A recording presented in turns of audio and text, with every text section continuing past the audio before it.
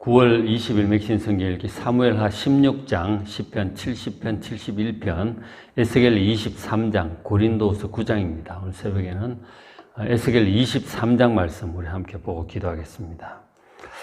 에스겔 23장은 그 예루살렘 2차 침공과 3차 침공 전에 그러니까 예루살렘 최종 멸망하기 5년 전에 하나님께서 에스겔 선지자에게 하신 말씀입니다. 그 앞에 이제 에스겔 16장에도 우리가 봤었는데 음란한 여인의 비유가 있었어요. 광야에 있는 그 죽어가는 여자애를 키웠다가 왕후의 지위까지 되게 되었는데 또 교만하니까 우상 섬기고 하나님을 떠났다는, 그래서 나라가 망할 수밖에 없다는 내용이 있었죠. 그 음란한 여인의 비유, 16장의 비유와 어떤 의미에 좀 비슷한 그런 비유라고 할 수 있어요. 그러니까 남유다가 멸망할 수밖에 없는 이 죄악, 본 남편은 하나님을 버리고 다른 남자들을 좋아하고 우상을 숭배하고 그래서 결국 멸망할 수밖에 없는 그 이유, 그 죄악, 그리고 그 모든 것을 통해서 하나님께서 행하시는 하나님의 구원의 섭리, 이런 것들을 이제 비유를 통해서 말씀을 해주고 계세요. 23장 2절에 인자야, 두 여인이 있어. 인자는 이제 에스겔 선지자를 하나님께서 그렇게 부르시는 거죠. 두 여인이 있었다. 한 어머니의 딸, 자매죠. 자, 그들이 애굽에서 행음을 했다. 간음을 행했던 것이죠. 어렸을 때부터 행음을 했던 거예요. 그렇게 해서 애굽에서부터 행음을 했다는 얘기를 하고 있어요. 자, 어렸을 때부터 그랬구나. 그것도 애굽에서 그랬다. 4절에 그 이름이, 형은, 그 언니는 오홀라고 아우는 오홀리바예요. 그러니까 중동 고대에 보면은 자매들 이름 지을 때 비슷비슷하게 그렇게 짓는다고, 형제들도 그렇고, 오홀라, 오홀리바 이렇게 되어 있습니다. 자, 그들이 내게 속하여 하나님께 속한 여자들인 거죠. 그러니까 하나님께 속한 아내들이죠. 속하여 이제 자녀를 낳았어요. 그러니까 하나님의 아내로서 자녀를 낳고자 번성을 한 것이죠. 그게 누구냐? 바로 언니 오홀라는 사마리아, 북이스라엘 왕국을 얘기를 하고, 오홀리바는 예루살렘, 그러니까 남유다 예루살렘을 가지고 있습니다. 그러니까 하나님께서 오홀라, 오홀리바, 그러니까 북이스라엘과 남유다 두 자매가 다 하나님께 속해서 자녀를 낳고 번성했다고 말씀을 하셨어요. 그게 다 비유입니다. 그래서 하나님께서 비유, 이스라엘, 북이스라엘과 남유다에 관한 역사, 그 성품이 어떠한지, 어떤 일을 했는지, 하나님께서 왜 진노하시는지, 이 자매 여인들의 비유로 말씀을 하시는 거죠. 그러니까 이 두 자매가 한 어머니의 딸로서 다 이제 그 조상 아브라함 때부터 이렇게 내려온 한 혈통이잖아요. 근데 이들이 애굽에서부터 어렸을 때부터 행음을 했었다고 그렇게 말씀을 하세요. 그러니까 출애굽하기 전에 애굽에서 살았을 때부터 이미 애굽의 우상들을 이제 섬겼던 것이죠. 하나님이 대해서 들어왔잖아요. 조상들로부터 들어왔지만 애굽에서 한 400년 살면서 거의 이제 애굽의 우상을 많이 섬기고 애굽화된 이제 그런 모습들이 있었던 거죠. 막연히 이제 희미하게 그 조상들의 언약을 붙들고 있었지만 돌아갈 것이다.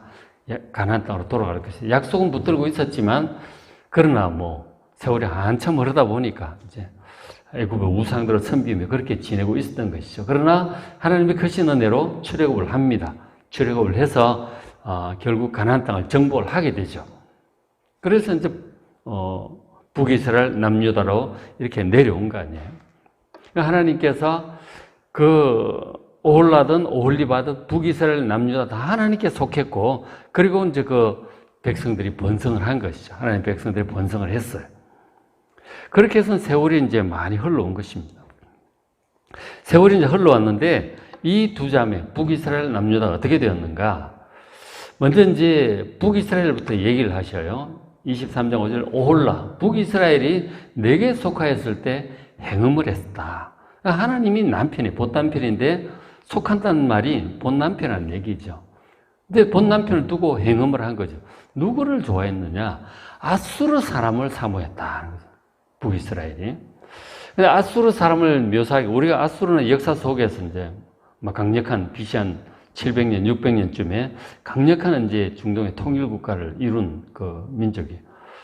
그 후손이 이제 이라크죠. 어쨌든 저 아수르 사람을 사모했는데 아수르 사람을 묘사하기를 다 자색 옷을 입은 고관들이고 감독이다. 자색 옷은 자줏빛 옷이니까 이것은 이제 왕족들이나 입는 그런 아주 고급 옷감이죠.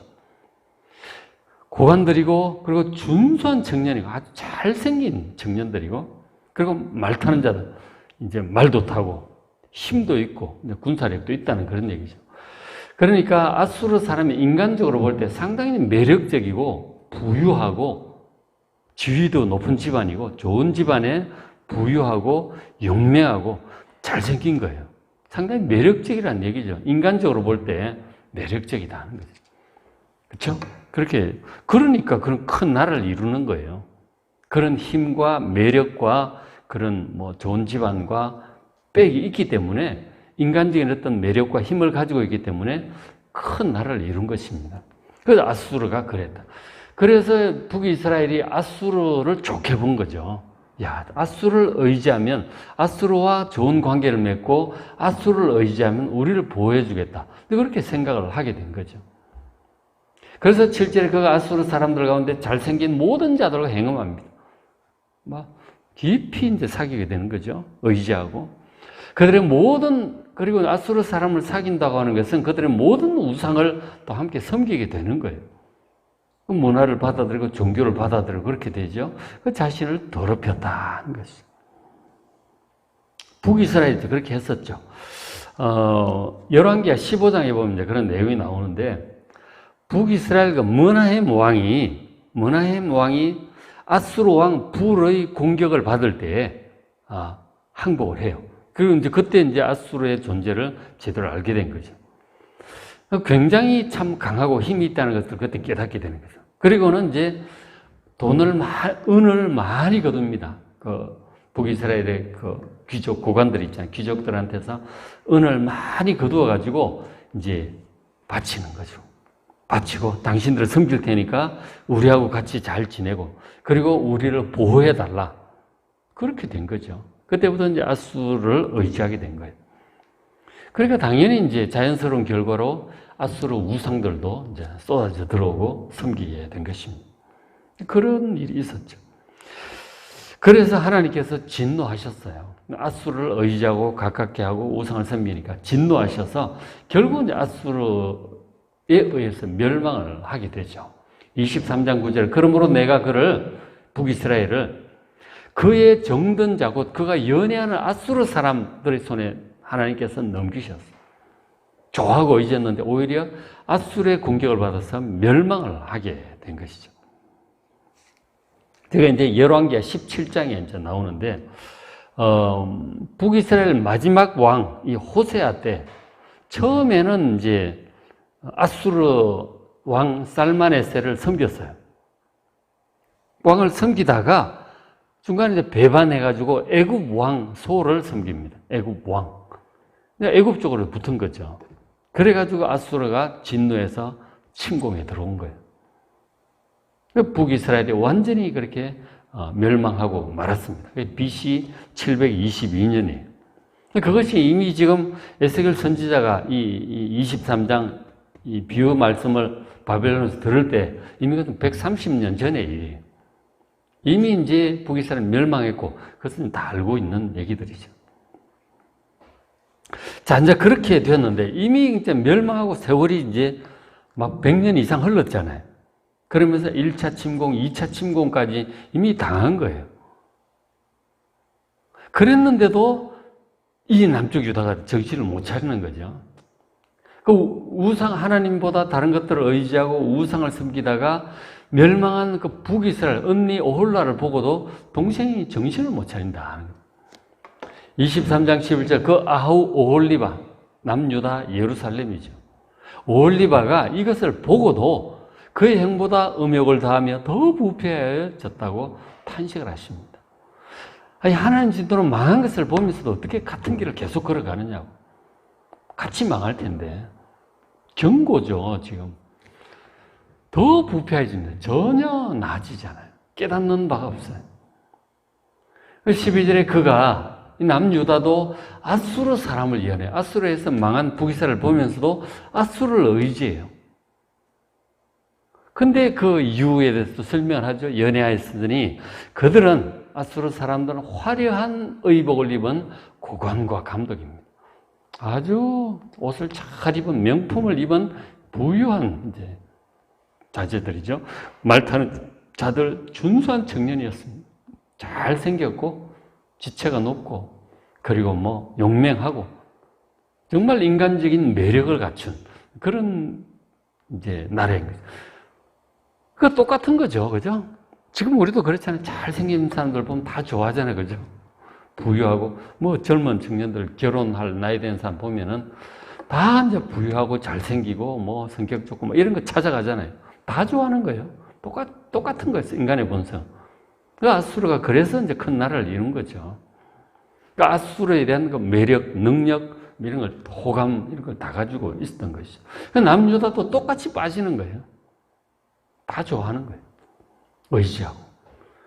그 13절에 그 두 여인이 북이스라엘 남유다가 한 길로 행함으로 아수르를 똑같이 좋아하고 의지하고 그러다 보니 그들의 우상을 섬기는 그런 걸 보잖아요. 한 길로 행함으로 그도 남유다도 더러워졌음을 내가 보았다. 다 하나님의 아내들이잖아요. 오홀라도 오홀리바도 다 아수르를 좋아하고 둘 다 똑같이 바람이 난 거죠. 하나님이 매집 심정을 얘기를 하시는 거예요. 하나님이 왜 진노하시는지, 왜 북이스라엘이 이렇게 멸망했고 남유다도 이렇게 지금 두 번이나 침공을 당하고 그렇게 하나님 진노하셨다고 경고를 하는데도 듣지 않는 것이죠. 남유다도 결국 똑같은 길을 아수르를 똑같이 좋아하고 바람이 나고 멸망에 가는 길을 벗어나지를 못합니다. 그런데 남유다가 이제 그것만 하는 게 아니에요. 그래서 더 나갑니다. 그 앞에 이제 남유다 그 얘기를 잠깐 하면 아수르를 의지하는 내용이 어디 있느냐? 열왕기하 16장에 나와요. 16장에 보면 이 남유다 아하스 왕이 나옵니다. 아하스 왕이 나오는데 북이스라엘은 거의 이제 망해가는 상태예요. 베가 왕 때 망해가는 그 북이스라엘이 아람과 손잡고 남유다를 치려고 해요. 그래서 이 남유다가 하나님을 자꾸 의지하는 것이 아니고 아수르를 이제 의지를 하는 거죠. 아하스 왕이. 이사야 선지자가 막 경고했던 그 부분이죠. 그러니까 아수르를 의지를 해요, 남유다도. 그러다 보니까 아람 우상도 들여오고 아수르 우상도 들여오고 이제 그렇게 되는 거죠. 남유다 똑같이 이제 그런 길을 간 것이죠. 그렇게 하다가 이제 또 악행을 하게 되는데 남유다가 23장 14절 그가 남유다가 음행을 더했어요. 또 다른 음행을 또 합니다. 누구냐면 또 다른 사람을 이제 연애하는 거죠. 참 바람기가 있죠. 온갖 우상을 다 좋아하는 거예요. 그가 음행을 다했으면 붉은색으로 벽에 그린 사람의 형상, 곧 갈대아 사람의 형상을 봅니다. 갈대아는 바벨론을 가리키죠. 그러니까 아수르가 이제 쇠약해지면서 새롭게 일어나는 나라가 바벨론 제국이었어요. 새롭게 이제 신흥 강대국인 거죠. 그러니까 남유다가 아수르 연애하고 그러다가 바벨론을 보니까 그것도 좋아 보이는 거죠. 15절의 그 형상은 허리로 띠를 동이고 머리는 긴 수건을 싸고 그 용모는 다 준수합니다. 또 잘생겼어. 다 붉은 옷으로 다 치장을 하고 잘생겼어. 두건을 쓰고 그렇게 했습니다. 곧 그의 고향 갈대아 바벨론 사람 같은 것이라. 바벨론에 대해서 또 좋은 마음을 갖게 돼요. 야, 바벨론, 새로 일어나는 바벨론 제국이 더 나은가 보다. 아수르는 지고 바벨론인가 보다. 또 그거를 또 좋아하는 거죠. 역시 잘생겼어. 힘도 좋아. 또 그쪽을 또 이제 연애를 하고 의지를 하게 되는 것입니다. 그래서 또 연애가 또 바람이 나는 거죠. 17절에 바벨론 사람이 나와 연애하는 침상에 올라 음행으로 그를 더럽히매. 바벨론과 또 교제를 하는 거죠. 의지하고 좋아하고. 히스기야 왕이 그 말년에 보면 바벨론 사람들 건너왔을 때 막 다 보여주고 막 자랑하잖아요. 그때 아직 바벨론 커지기 전인데. 점점 바벨론은 강해지고 이렇게 하니까 바벨론과 적극적으로 이제 교류를 하고 좋아하고 의지하고 동맹을 맺고 이제 그렇게 하는 것이죠. 도대체 하나님을 의지할 생각은 하지 않고 차들 본 남편 버려두고 다른 남자들 자꾸 쫓아다니는, 잘생긴 남자, 힘 있는 남자 다 쫓아다니는 거죠. 아수르를 갔다가 뭐 바벨론에 갔다가 이 본 남편의 여호와 하나님이 어떻게 되시겠어요? 참 이 바람난 아내를 어떻게 해야 될까? 일단은 화가 나죠. 그죠? 화가 나죠. 어떻게 해야 되나? 경고를 해도 안 되는 거죠. 이렇게 저렇게 경고를 해도 들어먹지를 않는 거죠. 그러다가 진짜 본 남편이 여호와 하나님께 화가 나실 때는 끝장나는 거예요. 하나님 무서운 줄을 몰라. 그래서 이제 그렇게 했는데 바벨론하고 막 그렇게 했는데 자 보세요. 17절 중간에 줄친 부분. 그가 더럽힘을 입은 후에 남유다가 바벨론과 이렇게 막 사귀고 의지하고 우상도 섬기고 한 후에 그들을 싫어하는 마음이 생겼어. 또 바벨론을 또 사귀어 보니까 막상 같이 자보고 사귀어 보니까 뭐 좀 실망을 했나 보죠. 싫어하는 마음이 생겼어. 그래가지고 19절 그가 그의 음행을 더하여 젊었을 때 곧 애굽 땅에서 행함하던 때를 생각합니다. 원래 이제 함께 섬기는 애굽이 그 오래도 있었고 나왔어도 계속 관계를 맺었죠. 애굽을 또 생각하는 거죠. 애굽도 또 뭐 나름 또 힘도 있고 또 잘생겼거든요. 그러니까 제국을 이루었죠. 그 애굽 편에 또 붙는 거죠. 바벨론 버리고 또 애굽 편에 또 붙어 애굽을 의지하고 또 막 그렇게 합니다. 이게 이제 그 시드기야 왕이 그렇게 하잖아요. 그죠? 바벨론은 벌써 이제 2차 침공 당하고 왕된 사람이니까. 그 바벨론을 섬기다가 중간에 또 바벨론 버리고 또 친애굽 편으로 붙잖아요. 시드기야 왕이.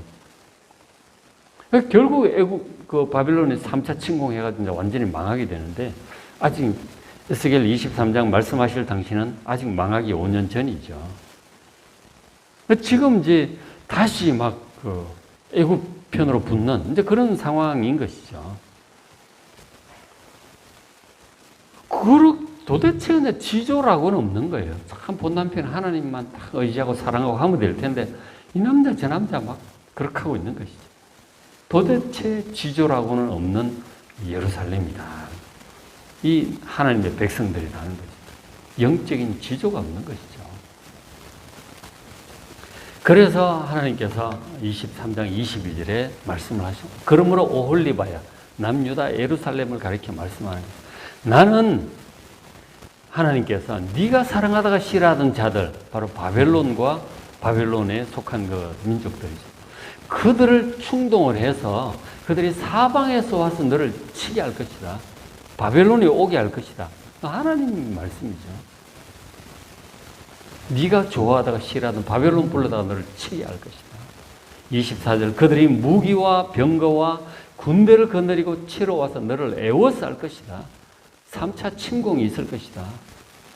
그리고는 내가 재판을 그들에게 맡길 것이다.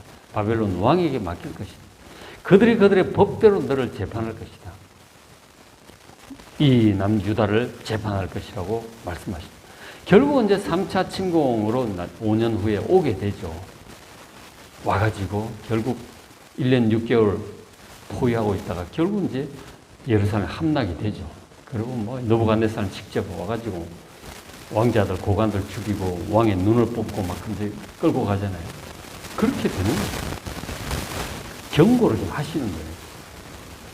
애굽을 의지할 것도 아니고 바벨론을 의지할 것도 하나님을 의지해야 된다고. 그리고 바벨론을 섬기라고 지금 말씀을 하시는 거죠. 워낙 교만하게 이렇게 가니까 바벨론을 섬겨야 나라가 존속이 될 수 있도록 그렇게 언약에 대해서 그 앞에 17장 독수리 위에서 말씀하셨잖아요. 언약을 지켜야 살 것인데 그 바벨론과 언약을 버리고 애굽 편에 붙으니까 이건 진짜 하나님과 언약을 버리더니 바벨론과의 언약도 버리고 뭐 언약이고 뭐고 뭐 지조고 뭐고 참 없는 거예요. 그래서 결국은 망할 수밖에 없다고 지금 말씀을 하시는 거죠.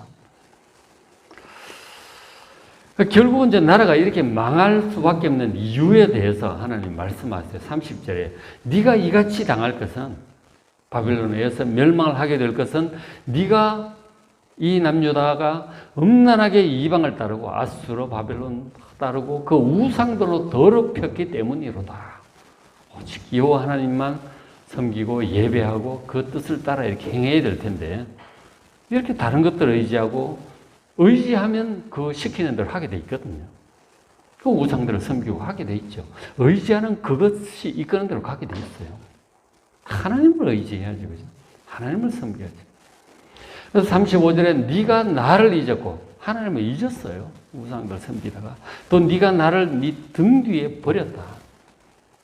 그래서 결국 너는 너의 음란, 너의 음행의 죄, 우상 숭배의 죄 이런 모든 죄를 그렇게 담당하게 될 것이다. 죄값을 결국 치르게 되는 것이죠. 48절 이같이 내가 이 땅에서 음란을 거치게 한 자. 이 나라가 망하고 나면 음란할 힘도 없죠, 이제, 그죠? 이제 다치고 죽고 이렇게 되죠. 음란을 그렇게 하나님 강제로 거치게 하는 거예요. 도저히 안 되니까. 그 음란이 멈춰지질 않는 거예요. 결국은 망해야 끝나는 거예요. 음란을 거치게 한즉 모든 여인이 정신이 깨어 너희 음행을 본받지 않을 것이다. 다들 정신에 더 이상 음행하지 않게 될 것이다. 결국 이런 일이 와야 이 죄가 끝이 나는 거예요. 그래서 나라가 멸망한 이후에 나중에 다시 회복이 될 때는 훨씬 더 신앙이 좋아지죠. 에스라가 개혁을 하고 이렇게 하면서 정말 철저히 하나님 말씀 중심으로 살려고 그렇게 하게 되죠. 결국은 이제 이 영적인 음란, 우상 숭배, 오래된 죄악의 뿌리는 결국 망해야 끝이 나더라고요. 새롭게 나라가 또 70년 후에 회복이 되는 것을 우리가 볼 수 있습니다. 그러니까 참 이 멸망 고난 중에 가장 큰 고난이죠. 이 멸망이라고 하는 것은 이 멸망이 임하기 전에 정말 막아보려고 지금 경고하시는 거 아니에요. 회개하고 버리라고. 하나님 경고의 말씀을 정말 들어야 됩니다. 사람들 하나님 경고의 말씀을 잘 안 들으려고 그래요. 이런 얘기는 설교도 잘 안 하죠. 듣기 좋지도 않고 말하기도 어렵고 안 하죠.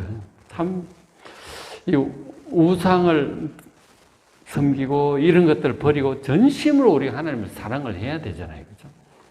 그런데 그런 얘기를 우리가 잘 하지도 않고 그런 성경 보지도 않고 그저 듣기 좋은 얘기, 말하기 좋은 얘기들만 하게 돼 있는 거예요. 이게 참, 그래서 성경을 전체적으로 직접 좀 보실 필요가 있다는 것이죠. 어쨌든, 멸망이 임하기 전에 하나님 경고 말씀을 깨닫고 모든 우상을 버려야 되거든요. 하나님보다 더 사랑하고 의지하는 것, 그게 우상이에요. 하나님 다 버리고 없애라는 뜻이 아니고 하나님보다 더 의지하고 그럼 더 따르고 그러면 그게 우상숭배가 되는 것이죠. 하나님이 항상 1번이어야 돼요. 다른 것도 다 중요하지만 하나님의 다스림 하에 있어야 되는 거예요. 모든 게. 어떤 사람들도 돈도 직업도 어떤 일들도 어떤 취미생활도 건강조차도 하나님의 다스림 아래 있어야 되는 것이죠. 하나님의 뜻을 구하고 그러니까 하나님을 우상숭배의 반대는 주님 말씀대로 마음을 다하고 뜻을 다하고 힘을 다하여 하나님을 사랑하는 거예요. 그게 우상숭배 반대 바른 길이죠. 정말 마음을 다하고 뜻을 다하고 힘을 다하여 하나님을 사랑하고 하나님 말씀을 잘 귀 기울여 듣고 보고 그 말씀을 따라 살아가는 우리가 될 수 있도록 기도하는 이 시간 되시길 바랍니다.